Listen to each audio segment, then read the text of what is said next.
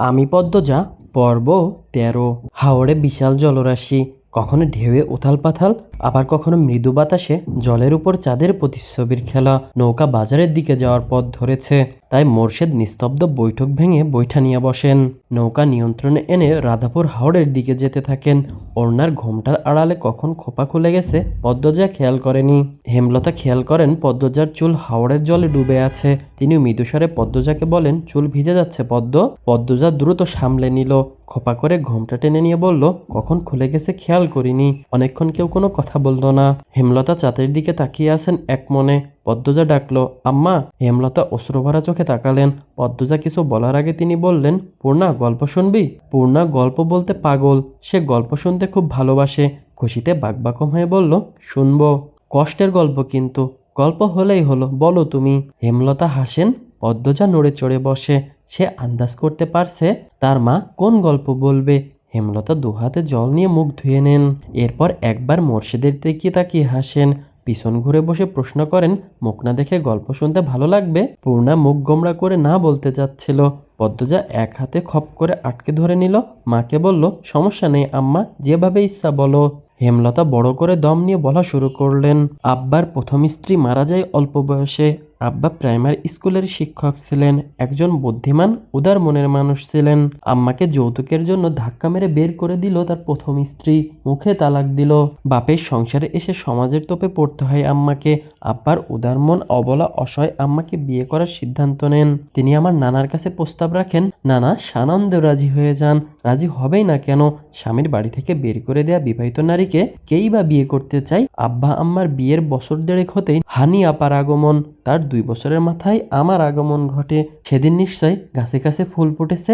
পদ্মজা বলল পুলকিত হয়ে। হেমলতা স্নাল হাসেন, বলেন, শুনেছি আমার গায়ের রং দেখে আম্মা নাক কুঁচকেছিলেন। আমার বয়স যখন ৩ মাস, আম্মার আগের স্বামী আম্মাকে ফিরিয়ে নিতে আসে। আব্বার তখন আর্থিক সমস্যা বেশি ছিল, দিনে ২ বেলা খাওয়া সম্ভব ছিল না। বিপদে পাশে থাকা আমার আব্বাকে ছেড়ে ২ বছরের এক মেয়ে, তার ৩ মাসের এক মেয়েকে ছেড়ে স্বার্থপর মা পালিয়ে গেল প্রথম স্বামীর কাছে।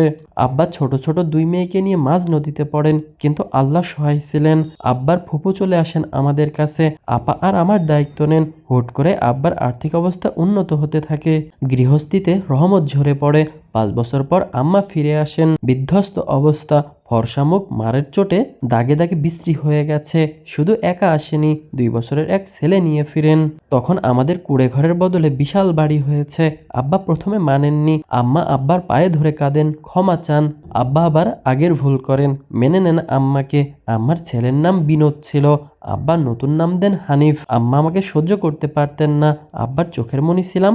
আব্বার আড়ালে আম্মার দ্বারা নির্যাতিত হতে থাকি। ৬ বছর হতেই স্কুলে ভর্তি করে দেন আব্বা। হানি আপা তখন স্কুলে পড়ে। আমি। থামলে কেন আম্মা? বলল পদ্মজা অধৈর্য হয়ে। হেমলতা ভ্রুকুটি করে বললেন, আর বলতে ইচ্ছা হচ্ছে না আম্মার ব্যাপারে। আম্মা অনুতপ্ত এখন, আফসোস করেন, কাঁদেন, বলতে ভালো লাগছে না। শীতল বাতাসে সবার শরীর কাটা দিচ্ছে। চারটা ছোট হয়ে গেছে অনেক। মোর্শেদ এক ধ্যানে বৈঠা নিয়ে জল ঠেলে দিচ্ছেন, দূর নৌকা নিয়ে এগিয়ে যাচ্ছেন সামনে। হেমলতা আবার বলতে শুরু করেন, মেট্রিক দেওয়ার পর আম্মা পড়াতে চাইছিল না। আব্বার জন্য ঢাকার কলেজে পড়ার সুযোগ পাই। হোটেলে উঠি। আব্বা নিয়মিত টাকা পাঠান। জানিস পদ্ম, কলেজে আমি সবার ছোট ছিলাম। সবাই হা করে তাকিয়ে থাকতো। শাড়ি পরতাম বলে একটু বড় লাগতো অবশ্য। সবসময় সুতি শাড়ি পরে বেনি করে রাখতাম। কারোর সাথে মিশতাম না, ভয় পেতাম খুব। ভীষণ ভীতু ছিলাম। রিমঝিম নামে খ্রিস্টান এক মেয়ের সাথে বন্ধুত্ব হয়। মেয়েটা এত সুন্দর ছিল দেখতে, ঠিক পদ্মজার মতো সুন্দর। চোখের মণি ছিল ঘোলা। তার নাকি শ্যামলা মানুষ ভালো লাগে, তাই নিজে যেসে আমার সাথে বন্ধুত্ব করে। কয়েকদিনের ব্যবধানে আমরা খুব ঘনিষ্ঠ হয়ে পড়ি। ইংলিশে যাকে বলে বেস্ট ফ্রেন্ড। রিমঝিমের সাথে মাঝে মাঝে ওর বড় ভাই আসতো, নাম ছিল যিশু। যিশু একদম রিমঝিমের আরেক রূপ। চোখ ধাঁধানো সৌন্দর্য ছিল ২ ভাই বোনের। যিশু ভাইয়া বলে ডাকতাম তাকে। যিশু ভাইয়া মজা করে বলতেন, ধর্ম এক হলে হেমলতাকেই বিয়ে করতাম। পূর্ণা পদ্মজা খারাপ লাগছে শুনতে? না আম্মা, একস্বরে বলল দুজন। পদ্মজা বলল, পরে কি হয়েছে আম্মা? তখন অন্দলপুর থেকে ২ সপ্তাহ লাগতো রাজধানীতে চিঠি পৌঁছাতে। কলেজ ছুটির পথে হানি আপার চিঠি পাই। পাশে রিমঝিম ছিল। যিশু ভাইয়া সবাই মাত্র এসেছেন রিমঝিমকে নিয়ে যেতে। চিঠি পড়ে জানতে পারি আব্বা হাওড়ে গিয়েছিলেন মাছ ধরতে। আব্বার পাশের নৌকায় সুজন নামে এক ছেলে ছিল। আব্বার নৌকার চেয়ে কয়েক হাত দূরে। তখন ভারী বর্ষণ হচ্ছিল, বজ্রপাতও হচ্ছিল একটার পরে একটা বজ্রপাত সুজনের উপর পড়ে। সঙ্গে সঙ্গে সুজন ঝলসে যায়। আব্বা ছিটকে পড়েন জলে। দূর থেকে একদল জেলে ঘটনাটি দেখতে পান। তারা আব্বাকে তুলে নিয়ে যায় বাড়িতে। এরপর থেকে আব্বা কানে শুনতে পায় না, ঠিক করে হাঁটতে পারে না, মস্তিষ্ক অচল হয়ে পড়ে। এই খবর শোনার পর হাওমা করে কান্না শুরু করি। যিশু ভাই সব শুনে আমার কান্না দেখে বলেন বিকেলের ট্রেনে অন্দলপুর নিয়ে যাবেন। আমি তখনও কাঁদছিলাম। একবার শুধু অন্দলপুর যেতে চাই, আব্বাকে দেখতে চাই।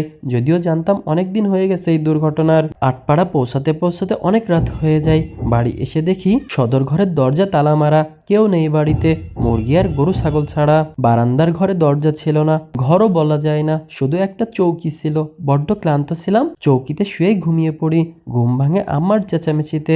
যিশু ভাই নিজের অজান্তে আমার পাশে কখন ঘুমিয়ে পড়েন বুঝিনি। তিনি আমার মতো ক্লান্ত ছিলেন। আমার জন্মদাত্রী মা গ্রামবাসীকে ডেকে চেঁচাতে থাকেন। হাতে নাতে ধরার মতো অবস্থা ছিল। অবস্থা বেগতিক দেখে ভড়কে যাই, কিছু বলতে পারেনি। যিশু ভাই সবাইকে অনেক বোঝানোর চেষ্টা করে, কেউ বুঝেনি। তখন নিয়ম খুব কঠিন ছিল। যিশু ভাই খ্রিস্টান শুনে সবাই আরো খেপে যায়। আব্বার সামনে আমাদের দুজনের মাথা ন্যাড়া করে দিল গ্রামবাসী। কোমর সমান চুল ছিল আমার। মাথা ন্যাড়া করতে গিয়ে মাথার চামড়া ছিঁড়ে ফেলে, রক্ত আসে গল গল করে। আম্মার তখন হুঁশ আসে, আমাকে বাঁচাতে আসে, পারেনি। গায়ের রং কালো, তার উপর রক্তাক্ত ন্যাড়া মাথা। কি যে বিশ্রী রূপ হয়েছিল। আমি আমার একমাত্র ভরসা আব্বাকে চিৎকার করে ডেকে কেঁদেছি। আব্বা শুনেনি, আমার দিকে হা করে শুধু তাকিয়েছিল। যিশু ভাইয়াকে অনেক মারধর করে। সেদিন রাতে আহত যিশু ভাইয়াকে ছুঁড়ে ফেলে আসে নদীর পাড়ে। গরুর ঘরের গোবরের উপর বেঁধে রাখে আমাকে। দূর দূরান্তের মানুষ দেখতে আসে। আমি তখন নিঃশ্বাসে নিঃশ্বাসে নিজের মৃত্যু কামনা করছি। একবার বাঁধন ছাড়া হলে আত্মহত্যা করব ভাবি। হাত বাঁধা ছিল, দাঁত দিয়ে নিজের হাঁটুতে বোকার মতো কামড় দিতে থাকি যাতে মরে যাই। যেই দেখতে আসতো সেই বিশ্রী গালি দিয়ে যেত। কেউ কেউ লাথি দিয়েছে। রাধাপুরের হারুন রশিদ আছে না, ওনার আব্বা তখন অন্দলপুরের মাতব্বর ছিলেন। ওনার গোয়ালঘরেই বন্দি ছিলাম। দুদিন পর আমাকে ছাড়া পেয়ে ইচ্ছা ছিল গলায় কলসি বেঁধে ছুটে গিয়ে নদীতে ঝাঁপ দিই, কিন্তু পারিনি। শরীরে একটুও শক্তি ছিল না। দৌড়ে পালাতে গিয়ে হুমড়ি খেয়ে পড়ি গোয়াল ঘরের বাইরে। ধারালো কিছু একটা ছিল মাটিতে পড়তে হাতের বাহু ছিঁড়ে গল গল করে রক্তের ধারা নামে। এই যে আমার বাহুর দাগটা, এটা সেদিনই হয়েছে। হেমলতা মেয়েদের দাগটা দেখানোর জন্য ঘুরে তাকান। দেখেন তার দুই মেয়ে মুখ হাত চেপে কাঁদছে। হেমলতা হাসার চেষ্টা করে বলেন, তোরা মায়া কান্না শুরু করেছিস কেন? হেমলতার কথা শেষ হতেই ঘূর্ণিঝড়ের মতো দুই মেয়ে ছুটে আসে তার দিকে। নৌকা দুলে ওঠে। হেমলতা চমকে গিয়ে দ্রুত নৌকা ধরেন, চিৎকার করে ওঠেন, আরে! কথা শেষ করতে পারেননি। তার পূর্বেই বুকে ঝাঁপিয়ে পড়ে দুই মেয়ে, জড়িয়ে ধরে আম্মা আম্মা বলে কাঁদতে থাকে। দুই মেয়ে এত শক্ত করে জড়িয়ে ধরেছে যে হেমলতার মনে হচ্ছে এখনই দম বেরিয়ে যাবে। আমার কোনো লক্ষণ নেই। হেমলতা দুজনের পিঠে হাত বুলিয়ে সান্ত্বনা দেন। কিছুতেই কিছু হয় না, তারা কেঁদে চলেছে। হেমলতা মোর্শেদের উদ্দেশ্যে বলেন, নৌকা ঘোরাও, এদের আর কিছু বলবো না, আর ঘুরবো না। পদ্মজা ঠোঁট কামড়ে কান্না আটকে বলল, আর কাঁদবো না পূর্ণা, আর কাঁদিস না, কিন্তু তোমাকে জড়িয়ে রাখবো।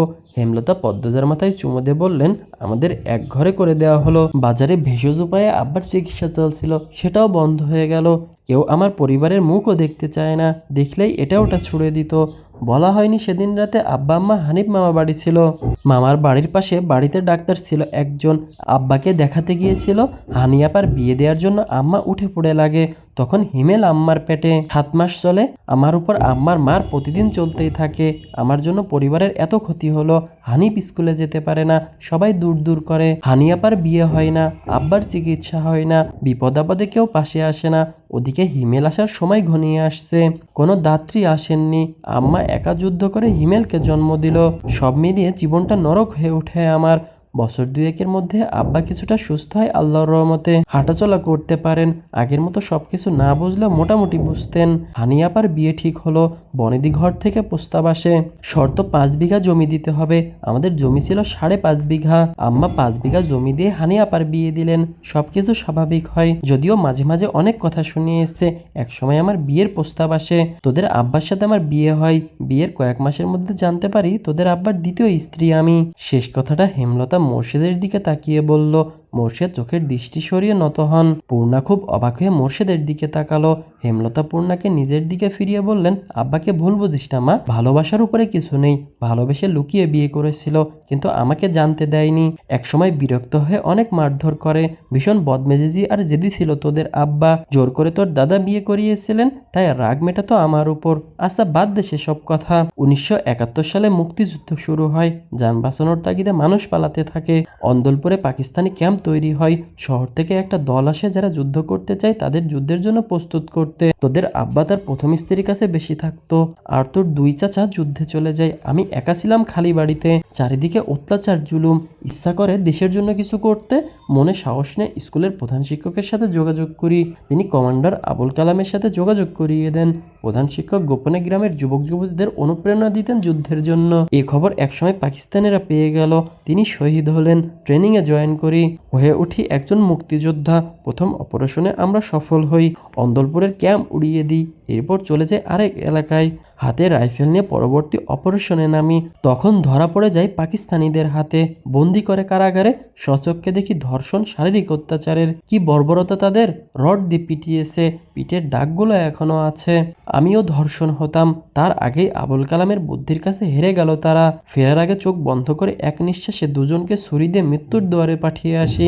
দেশ স্বাধীন হয়, চারিদিকে স্বাধীনতার উল্লাস। হাসপাতালে তখন ভর্তি আমি, আরও অনেকে ছিল। সেই হাসপাতালেই ভর্তি ছিল যিশু, সেও একজন মুক্তিযোদ্ধা। রিমঝিমের সাথে ফের দেখা হলো। 1 মাস লাগলো সুস্থ হতে।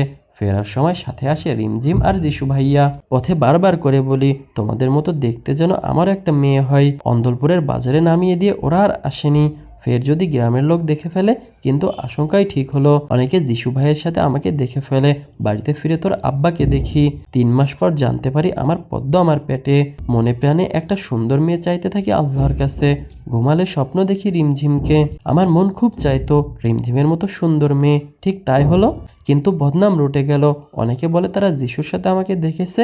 এতদিন যিশুর কাছে ছিলাম, তারই সন্তান পদ্মজা, এজন্যই এত সুন্দর আর এত মিল। তোদের আব্বাও বিশ্বাস করলো, আল্লাহ চাইলে সবই পারে। আমার কথা কেউ বিশ্বাস করলো না। কিন্তু জানিস পদ্ম, তুই জন্মের পর থেকে আমি অলৌকিকভাবে খুব শক্ত আর কঠিন হয়ে পড়ি। কেউ কিছু বললে সঙ্গে সঙ্গে জবাব দিয়ে দিই। তোর সম্পর্কে কেউ কিছু বলতে আসলে দা নিয়ে তেড়ে যাই। এ খবর ছড়িয়ে পড়ে সব জায়গায়। তার মধ্যে কমান্ডার আবুল কালাম আসেন অন্দলপুরে। গ্রামের অনেকে যুদ্ধে গিয়েছিল, আমি ছাড়া আরো একজন ফিরেছিল, বদর উদ্দিন নাম। বদর উদ্দিন এবং আবুল কালামের কাছ থেকে গ্রামবাসী জানতে পারে আমিও যুদ্ধ করেছি। হেমলতা একজন মুক্তিযোদ্ধা। এ খবর শোনার পর থেকে সবাই মোটামুটি সমীহ করে চলতে থাকে। একটা শক্ত জায়গা দখল করে বাঁচতে থাকি। প্রতিটি ঘটনা আমাকে ভেতর ভেতর শক্ত করেছে। তুই জন্মের পর বুঝেছি আমি অনেক কিছু পারি, একা চলতে পারি। কথা শেষ করে হেমলতা হাফ ছাড়েন। চাঁদ ডুবে গেছে অনেকক্ষণ আগে, কিছুক্ষণের মধ্যে ফজরের আজান পড়বে।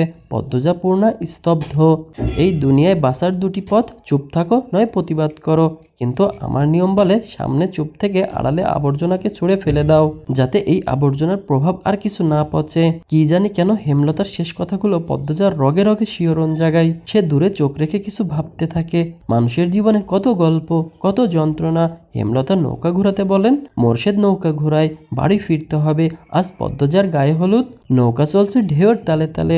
আগের উত্তেজনাটা আর কাজ করছে না। একটা ইঞ্জিন ট্রলারের শব্দ পাওয়া যায়। 4 জন চকিতে সেদিকে তাকাই। ট্রলারে একজন লোক, আর একজন ট্রলারের ভেতর থেকে সাদা কাপড় মোড়ানো কিছু একটা নিয়ে বেরিয়ে আসে। আবছা আলোয় সাদা কাপড়ে মোড়ানো বস্তুটি দেখে পূর্ণার পিলে চমকে উঠল। মানুষের মরার পর সাদা কাপড় যেভাবে মোড়ানো হয় ঠিক তেমন। পরপরই লোক দুটি মোড়ানো বস্তুটি ছুঁড়ে ফেলে দিল পানিতে। মোর্শেদ চেঁচিয়ে ওঠেন, কে রে? লোক দুটি তাকায় বোধহয়, এরপর দ্রুত ট্রলারের ভেতর চলে যায়।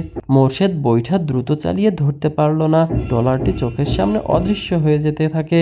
যেখানে সাদা কাপড়ে মোড়ানো বস্তুটি ফেলা হয়েছে, সেখানে মোর্শেদের নৌকা পৌঁছাতেই হুট করে পদ্মজা ঝাঁপিয়ে পড়ে পানিতে। হেমলতা আকস্মিক ঘটনায় চমকে যান, আতঙ্ক নিয়ে ডাকেন, পদ্ম। পদ্মজার দেখা নেই। তিনি নৌকা থেকে ঝাঁপ দিতে যাবেন, তখনই পদ্মজা ভেসে ওঠে, হাতে সাদা কাপড়ে মোড়ানো বস্তুটি। পদ্মজা মুক্ত তুলেই হেমলতাকে বলল, আম্মা আমি ঠিক আছি, আমি যা ভেবেছি ঠিকই, এটা লাশ। পূর্ণা লাশ শুনেই কাঁপতে থাকে, অথচ পদ্মজা স্থির ঠান্ডা। এই শেষ রাত্রে নদীর জলে ভেসে আছে, দু হাতে মৃত মানুষ জড়িয়ে ধরে। লাশটি নৌকায় তুলতেই পূর্ণা ভয়ে কুঁকড়ে গেল। মোর্শেদের পাশ ঘেঁষে বসা, তার মনে হচ্ছে চারিদিক থেকে প্রেতাত্মারা তাকিয়ে আছে, যে কোনো মুহূর্তে ঝাঁপিয়ে পড়বে, ঘাড় মটকে দেবে। ঘাড় মটকানোর কথা ভাবতে পূর্ণার ঘাড় শিরশির করে উঠল। ভূত ভূত বলে চেঁচিয়ে ওঠে। হঠাৎ পূর্ণার চিৎকার শুনে মোর্শেদ ভয় পেয়ে যান। এমনিতেই গায়ে কাঁটা দিচ্ছে লাশ দেখে। তিনি পূর্ণাকে এক হাতে শক্ত করে ধরে বললেন, কোন হানে ভূত, ডরাইস না। মাথার কাছে বাঁধা দড়িটা খুলে কাপড় সরাতেই একটা মৃত মেয়ের মুখ ভেসে ওঠে। হেমলতা পদ্মজা দুজনই ভেতর ভেতর চমকে যায়, কিন্তু প্রকাশ করলো না। হেমলতা এদিক ওদিক তাকিয়ে মানুষের উপস্থিতি দেখেন, এরপর কণ্ঠ খাদে নামিয়ে বলেন, চিনি না তো। তুই চিনিস? পদ্মজা মাথা নাড়িয়ে জানালো সে চিনে না। পরপরই মোর্শেদকে ডাকলো পদ্মজা, আব্বা দেখো তো তুমি চিনো নাকি। মোর্শেদ উঠে আসতে চাইলে পূর্ণা ধরে রাখে। মোর্শেদ পূর্ণাকে নিয়ে এগিয়ে আসেন। মৃত মেয়েটার মুখ দেখে বলেন, চিনি না। হেমলতা চিন্তায় পড়ে যান, শরীরের পশম কাটা দিচ্ছে। চারিদিকে অন্ধকারে ঢাকা, হিম শীতল বাতাস, আর সামনে সাদা কাপড়ে মোড়ানো এক মেয়ের লাশ। তিনি ব্যথিত কণ্ঠে বললেন, কোন মায়ের বুক খালি হলো কে জানে। পদ্মজা বিড়বিড় করে বলে, আমার একজনকে চেনা লাগছে আম্মা। হেমলতা ধৈর্য হারা হয়ে প্রশ্ন করেন, কে, চিনেছিস? নাম কি জানিস তুই? পদ্মজা ভাবছে, গভীর ভাবনায় ডুবে কিছু ভাবছে। হেমলতার প্রশ্নের জবাবে বলে, নাম জানি না আম্মা, দাঁড়াও আমি বলি লোকটা কেমন। পদ্মজা চোখ বুঝে কিছুক্ষণ আগের মুহূর্তে ফিরে যায়, চোখ বুঝে অবস্থায় রেখে বলে, আব্বা যখন বলল কে রে, তখন একটা লোক আমাদের দিকে তাকায়। লোকটার চোখগুলো ভীষণ লাল, অনেক মোটা, খুব কালো, মাথার চুল ঝুঁটি বাঁধা ছিল। এমন একজন লোক আমি স্কুল থেকে ফেরার পথে অনেকবার দেখেছি। কথা শেষ করে পদ্মজা চোখ খুলে কষিতে গদগদ হয়ে বলল, লোকটার দেখা পেলে আমি ঠিক চিনে ফেলবো আম্মা। চিনে কি হবে, প্রমাণ তো আর নেই।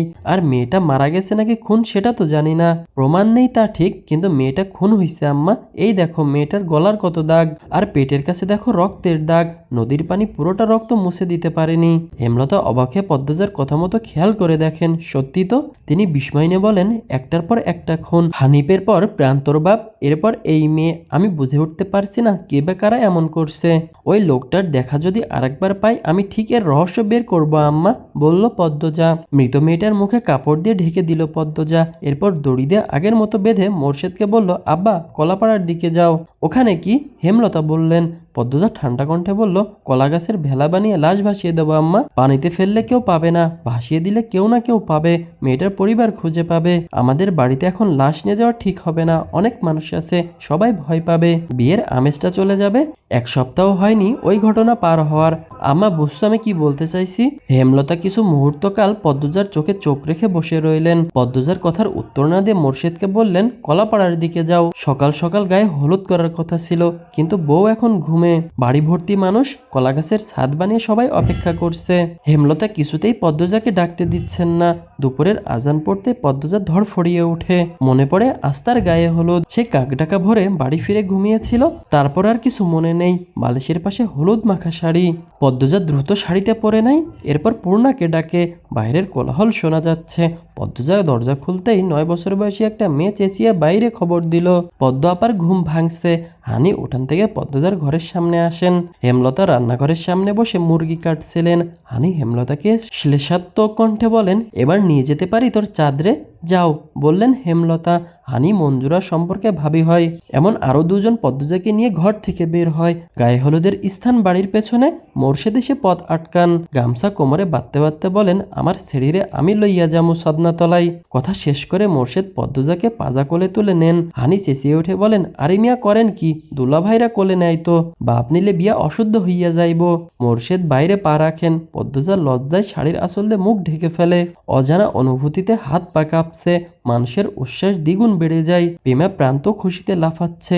একজন আরেকজনকে রং দিয়ে মাখিয়ে দিচ্ছে। কলা গাছের ছাদের নিচে খাটের ছোট চৌকিতে পদ্মজাকে দাঁড় করিয়ে দেন মোর্শেদ। সামনে 7টা বদনা, 10টা কলসি ভর্তি পানি, একটা খোলায় দুর্বা ধান, হলুদ বাটা, হলুদ শাড়ি, ব্লাউজ, তোয়ালে, সাবান। কাছে কোথাও একদল নেচে নেচে গীত গাইছে। ছেলেমেয়েরা একজন আরেকজনকে জোর করে ধরে হলুদ মাখিয়ে দিচ্ছে। পদ্মজার জন্য রাখা হলুদ অনেকেই নিতে চাইছে, হানির জন্য পারছে না। হানি পাহাড় পাহারাদার হয়ে দাঁড়িয়ে আছেন। হানির ছেলে অনন্ত এসে হলুদ চাইলে হানি মার দিও বলে তাড়িয়ে দিলেন। হেমলতা এসে ভিড় কমিয়ে দেন, চারিদিকে পর্দা দিয়ে দেন। এরপর ৬-৭ জন মহিলা নিয়ে হলুদের গোসল শেষ করেন। এজন্য অনেকে তর্ক বিতর্ক হয়েছে। গায়ে হলুদ করতে হয় সবাইকে নিয়ে, সবার সামনে, আনন্দ করতে করতে। হেমলতা কেন শুধুমাত্র ৬-৭ জন নিয়ে করেছেন, হেমলতা তার জবাব দিলেন না। অবুঝদের সাথে তর্ক করে লাভ নেই। গোসল শেষ করে মসলিন কাপড়ে হলুদ শাড়ি পরানো হয় পদ্মজাকে। কানের কাছে মঞ্জুরা গুনগুন করে কাঁদছেন। পদ্মজার শুনতে ভালো লাগছে না। বিয়ে হলে নাকি ১ সপ্তাহ আগে থেকে কান্নাকাটি শুরু হয়। গায়ে হলুদের দিন আত্মীয়রা কাদায় গড়াগড়ি করে কাঁদে, অথচ পদ্মজা হেমলতা শান্ত। পদ্মজাকে গায়ে হলুদের খাবার দেওয়া হয়, বিশাল এক থালা, তাতে কয়েক রকমের পিঠা, আস্ত একটা মুরগি, পোলাও, শাক। পদ্মজা খাওয়ার আগে অন্যকে কেড়ে নিয়ে যায় সব। ভিড় কমতে হেমলতা আলাদা করে প্লেটে করে ভাত আর হাঁসের মাংস নিয়ে আসেন, নিজ হাতে খাইয়ে দেন। খাওয়ার মাঝে পদ্মজার মনে পড়ে মঞ্জুরা তখন বলেছিলেন বিয়ের পর মেয়েরা পর হয়ে যায়, মা বাবা পর হয়ে যায়, স্বামী আর স্বামীর বাড়ি সব। মা বাবার সাথে দেখা করতে তাদের অনুমতি লাগবে। পদ্মজা হেমলতার দিকে তাকিয়ে ভাত চিবোয়। হেমলতা খেয়াল করেন পদ্মজা তার দিকে হা করে তাকিয়ে আছে, চোখের পলকই ফেলছে না, চোখে জল চিকচিক করছে। তিনি পদ্মজাকে বলেন খাওয়ার সময় কাঁদতে নেই। পদ্মজা ফোপাতে থাকলো, ফোপাতে ফোপাতে খাবার শেষ করে। চোখের জল বুক ভিজে একাকার। হেমলতা ঘরের বাইরে এসে হাতের উল্টো পাশ দিয়ে চোখের জল মুছেন। কি যে যন্ত্রণা হচ্ছে বুকে, কাঁদতে পারলে বোধহয় ভালো হতো, কিন্তু কাঁদার সময় কোথায়? সবার সামনে যে তিনি আর কাঁদতে পারেন না। ভিড় কমলে কাঁদবেন, অনেক কাঁদবেন, জীবনে শেষবারের মতো কাঁদবেন, এরপর আর কখনো কাঁদবেন না, কোনোদিনও না। পদ্মজার দুহাতে গাছের মেহেদি লাগানো হয়েছে। উঠানে বড় চৌকি রেখে চারিদিকে রঙিন পর্দা টাঙানো হয়েছে, কাগজের ফুল মাথার উপর ঝুলানো। চারিদিকে ঘিরে মেয়েরা, সামনে খালি জায়গায় চলছে নাচ। তখন উপস্থিত হয় হাওলাদার পরিবার, লাবণ্য, রানী এবং তাদের আত্মীয়। সাথে নিয়ে এসেছে বউয়ের বেনারসি গহনা। হানি ছুটে এসে সবার আপনের ব্যবস্থা করেন। শেষে বাড়িতে ঢুকে আমির। বিয়ের আগের দিন রাতে বরের আগমন সবাইকে খুব হাসালো। কেউ কেউ বলল এত সুন্দর বউ রেখে দূরে থাকতে আর সইছে না, তাই চলে এসেছে। আমি সেসব পাত্তা দিল না, সোজা হেমলতার কাছে গেল, গিয়ে বলল আম্মা, পদ্মজার সাথে একটু কথা বলতে চাই। আমিরের অকপট অনুরোধ। হেমলতা ভীষণ অবাক হয়ে তাকিয়ে থাকেন আমিরের দিকে। এমন ছেলে তিনি দুটো দেখেননি। আমির আবার বলল বেশিক্ষণ না, একটু সময়। আমিরের কণ্ঠ পরিষ্কার, অথচ মাথা নিচু। পরিবারের ভালো শিক্ষা পেয়েছে, তবে লাজ লজ্জা একদম নেই। হেমলতা মৃদু হেসে বলেন ঘরে গিয়ে বসো, পদ্ম আসছে। আমির হেমলতার পাশ হয়ে সালাম করে পদ্মজার ঘরের দিকে চলে গেলেন। হেমলতা পদ্মজাকে ডেকে নিয়ে আসেন, বলেন আমির কথা বলতে চাই। ব্যাপারটা লোক চক্ষুর, কিন্তু না তো করা যায় না। কোনো বিশেষ দরকার হয়তো। পদ্মজা ঘরের সামনে এসে থমকে দাঁড়ায়, পিছন ফিরে তাকায়। হেমলতা ইশারায় যেতে বলেন। পদ্মজা ঘরে ঢুকে ডাগর ডাগর চোখ মেলে আমিরের দিকে তাকায়। আমিরকে খুব ক্লান্ত দেখাচ্ছে, মনে হচ্ছে কিছু নিয়ে খুব চিন্তিত। আমির পদ্মজাকে দেখেই হাসলো, বলল বসো এখানে।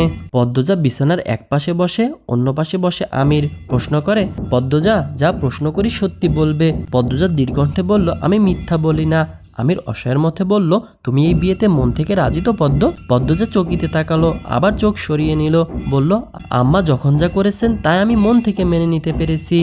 আমির আবার প্রশ্ন করলো লিখন সাথে তোমাকে পছন্দ করে? জানি, আর আপনিও জানেন সেটাও জানি। আমি আমাদের বিয়ে ঠিক হওয়ার পর জেনেছি। বলল আমির তুমি মনে কিছু নিও না। বলতে চাইছি যদি তোমার আমাকে পছন্দ না হয় আর লিখন শাহকে পছন্দ করে থাকো, তাহলে বলতে পারো, আমি বিয়ে ভেঙে দেব। পদ্মজা অপমানে থমথম হয়ে উঠল, গম্ভীর স্বরে বলল অবিশ্বাস থাকলে বিয়ে না হয় ভালো, আপনি ভেঙে দিতে পারেন। আমিরের চোখ কঠোর থেকে বেরিয়ে আসতে চাইল। পদ্মজা এত কথা বলতে পারে ভাবতে পারেনি। আমির ইতস্তত করে বলল আমার কোনো অবিশ্বাস নেই, তোমার মনে কেউ না থাকলে বিয়ে আমার সাথেই হবে, আর কারোর সাথে হতে দেব না।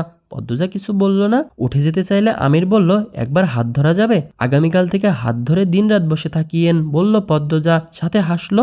আমির তা খেয়াল করে বলল সুবহানাল্লাহ। বিয়ের অনুষ্ঠান শুরু হয়েছে অনেকক্ষণ। পদ্মজা বধূ সেজে বসে আছে, দুই পাশে বসে আছে পূর্ণা ও প্রেমা। কাজী বিয়ে পড়াচ্ছেন। অনেকক্ষণ ধরে পদ্মজাকে কবুল বলতে বলছেন, পদ্মজা কিছুতেই বলছে না। সে নিজ মনে হেমলতাকে খুঁজছে। বউ কবুল বলছে না শুনে অনেক ভিড় জমিয়েছে। হেমলতা ভিড় ভেঙে ঘরে ঢুকেন। হেমলতাকে দেখে পদ্মজার ঠোঁটে হাসি ফুটেছে। ছলছল চোখ নিয়ে 3 বার কবুল বলে। হেমলতার 2 চোখে পানি, কিন্তু ঠোঁটে আবার হাসি। পদ্মজাকে বধূ সাজাবার পর মাত্র দেখলেন তিনি। লাল বেনারসিতে পদ্মজার রূপ যেন গলে পড়ছে। পাশের ঘরে কে যেন কাঁদছে। হেমলতা দেখতে যান। আয়না দেখানো পর্ব শুরু হয়। আয়নায় তাকাতেই আমির চোখ টিপল। পদ্মজা লজ্জায় চোখ সরিয়ে নিল। আমির সবার চোখের আড়ালে পদ্মজার এক হাত খপ করে ধরে ফেলে। পদ্মজা কেঁপে উঠে ভয়ে। আমির ফিসফিস করে বলল, এই যে ধরলাম, মৃত্যুর আগে ছাড়ছি না। বিয়েবাড়ির ভিড় কমে গেছে, বিদায়ের পালা। করুণ কান্নার স্বরে চারিদিক হাহাকার করছে। মঞ্জুরা হানি কেঁদে কুল পাচ্ছে না। মোর্শেদ নদীর ঘাটে বসে গোপনে চোখের জল ফেলছেন। পূর্ণা পদ্মজার গলা জড়িয়ে সেই যে কান্না শুরু করেছে, থামছেই না। প্রেমা প্রান্ত কাঁদছে আরো মানুষ। একটা মেয়ের বিয়ের বিদায় পর্ব কতটা কষ্টের তা শুধু সেই মেয়ের আর তার পরিবার জানে। পদ্মজাও কাঁদছে। পূর্ণার মাথায় পিঠে হাত বুলিয়ে দিয়ে বারবার বলছে, বোন বোন আমার, মন খারাপ করে থাকবি না কিন্তু, একদম কাঁদবি না, আমি আসবো, তুইও যাবি। আমার খুব কষ্ট হবে রে বোন, আর কাঁদিস না, এভাবে কাঁদলে অসুস্থ হয়ে যাবি। রিদওয়ান তাড়া দেয়, সন্ধ্যা হয়ে যাবে, তাড়াতাড়ি করুন। পদ্মজা আকুল হয়ে কেঁদে ডাকে, আম্মা কই, আমার আম্মা কই, আম্মা ও আম্মা। হেমলতা লাহারি ঘরের পাশে দাঁড়িয়েছিলেন। পদ্মজার ডাকে হেঁটে আসেন। এক একটা পা মাটিতে ফেলছেন আর বুক ব্যথায় চুরমার হয়ে যাচ্ছে। তবুও হাসার চেষ্টা করছেন, কিন্তু পারছেন না। যে মেয়ের জন্য তিনি নতুন করে জীবনের মানে খুঁজে পেয়েছিলেন, সেই মেয়ের আজ বিদায়, সারা জীবনের জন্য অন্যের ঘরে চলে যাবে। হেমলতাকে দেখে পদ্মজা ছুটে এসে জড়িয়ে ধরে হাউমাউ করে কেঁদে উঠল। হেমলতা দ্রুত চোখের জল মুছে পদ্মজাকে আদরে কণ্ঠে বললেন, এভাবে কাঁদতে নেই মা, বিয়ে তো হবারই কথা ছিল।